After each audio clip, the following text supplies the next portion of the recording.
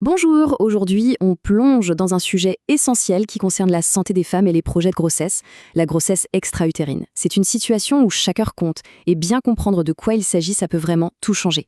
Allez, on y va. Au début, absolument tout semble normal.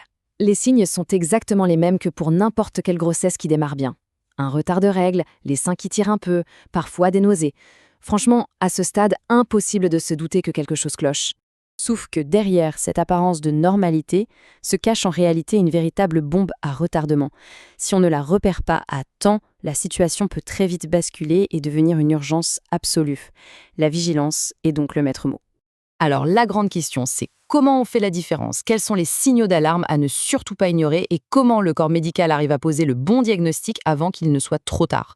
C'est tout ce qu'on va décortiquer ensemble. Alors, pour commencer, il faut bien comprendre pourquoi on parle d'urgence gynécologique. Il est crucial de saisir la gravité de la chose dès le départ. On ne parle pas d'une petite complication, mais bien d'un événement qui peut avoir des conséquences très très sérieuses. Ce chiffre, il est parlant.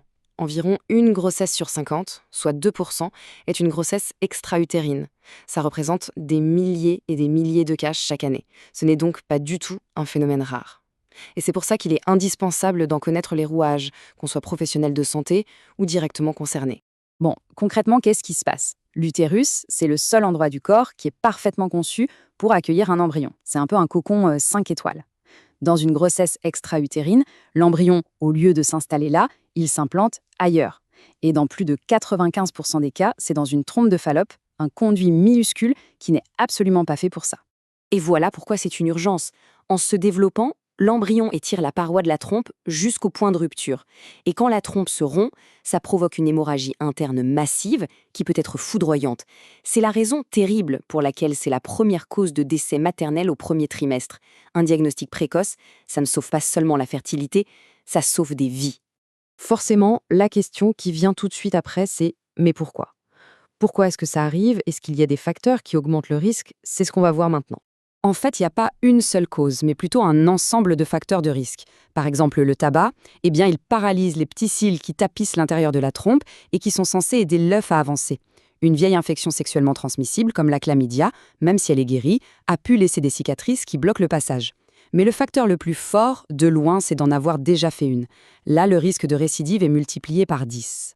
Cette image, elle résume tout. En gros, c'est un problème de tuyauterie. Le chemin normal de l'œuf fécondé est bloqué. Et l'embryon, qui lui est programmé pour s'implanter rapidement, eh bien il s'arrête et s'implante là où il se trouve, dans un endroit qui n'est pas du tout prêt à l'accueillir. Allez, on aborde la partie la plus importante. Comment on la reconnaît? Quels sont les fameux signaux d'alarme qui doivent faire tilt et pousser à consulter tout de suite? Et c'est là que c'est piégeux. Au début, les symptômes se confondent. Mais il y a un trio de signes qui doit absolument alerter. D'abord, la douleur. Souvent, c'est une douleur très aiguë, comme un coup de poignard, d'un seul côté du bas-ventre. Ensuite, les saignements, ils sont anormaux, souvent un peu marrons, et ils persistent. Et enfin, si ça s'aggrave, des malaises, des vertiges, ou une douleur qui irradie jusqu'à la pointe de l'épaule. Ce dernier symptôme, c'est un signe d'urgence absolue. Ça veut dire qu'il y a une hémorragie interne. Pour être sûr du diagnostic, les médecins ont 3 outils. D'abord, l'examen clinique pour évaluer les symptômes. Ensuite, la prise de sang pour doser l'hormone de grossesse, la bêta-HCG. Son taux est censé doubler toutes les 48 heures au tout début. S'il stagne ou s'il augmente à pas tortue, c'est un très mauvais signe. Et enfin, le coup de grâce, c'est l'échographie endovaginale. Si le test de grossesse est positif, mais qu'on ne voit rien dans l'utérus, le diagnostic est quasiment certain. Et ça, c'est super important de le comprendre. Le diagnostic n'est pas toujours immédiat. Il peut y avoir quelques jours de flou, une sorte de zone grise, où il faut refaire les prises de sang et les échographies. C'est une attente qui est évidemment très angoissante, mais cette surveillance rapprochée est juste indispensable pour ne pas se tromper. Une fois que le diagnostic est certain, il n'y a plus une minute à perdre. Voyons quelles sont les options sur la table pour intervenir. En gros, il y a 2 grandes stratégies. La première, c'est le traitement médical. On fait une injection de méthotrexate, un produit qui va tout simplement stopper le développement des cellules de la grossesse. Le corps les élimine ensuite naturellement.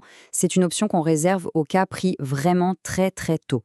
L'autre option, qui est la plus courante, c'est la chirurgie par coléoscopie. C'est une opération mini-invasive qui permet au chirurgien d'aller retirer la grossesse directement. Et pendant cette opération, le chirurgien doit parfois faire un choix crucial, surtout s'il y a un désir de grossesse. Si la trompe n'est pas trop abîmée, il peut essayer de l'ouvrir, de retirer la grossesse, puis de la refermer. Ça, c'est la salpingotomie. On dit qu'elle est conservatrice. Mais si la trompe est déjà fissurée ou trop endommagée, là, il n'y a pas le choix. Il faut l'enlever entièrement. C'est la salpingectomie. C'est une décision lourde, bien sûr, mais elle est prise pour la sécurité de la patiente avant tout. On va maintenant aborder la question qui brûle toutes les lèvres après une épreuve pareille. Et après, comment ça se passe? Et surtout, qu'est-ce que ça veut dire pour la fertilité? C'est la grande inquiétude, bien évidemment. Est-ce que ça veut dire que le chemin pour avoir un enfant est compromis? Heureusement, dans la très grande majorité des cas, la réponse est non. Par contre, il faut être lucide. Le risque d'en refaire une existe. Il est estimé entre 10 et 25%. Ça veut dire que pour toute nouvelle grossesse, il faudra une surveillance ultra rapprochée dès le premier jour. Prise de sang, échographie très précoce, tout sera mis en place pour vérifier que cette fois-ci, l'embryon s'est bien installé au bon endroit. Un conseil pratique mais essentiel, les médecins recommandent en général de faire une pause de 3 à 6 mois avant de relancer les essais. C'est vraiment le temps nécessaire pour que le corps récupère physiquement, mais aussi émotionnellement, et pour repartir sur un nouveau projet dans les meilleures conditions possibles. Et on termine avec ce message, qui est un message d'espoir. Le corps humain a des capacités d'adaptation assez incroyables. Même si une trompe a dû être enlevée, l'autre peut très bien prendre le relais et même aller chercher l'ovule de l'ovaire d'en face. Une grossesse extra-utérine, c'est une épreuve physique et psychologique immense, c'est certain, mais ça ne signe que très rarement la fin d'un projet d'enfant. Le chemin est parfois un peu plus compliqué, mais la porte reste grande ouverte.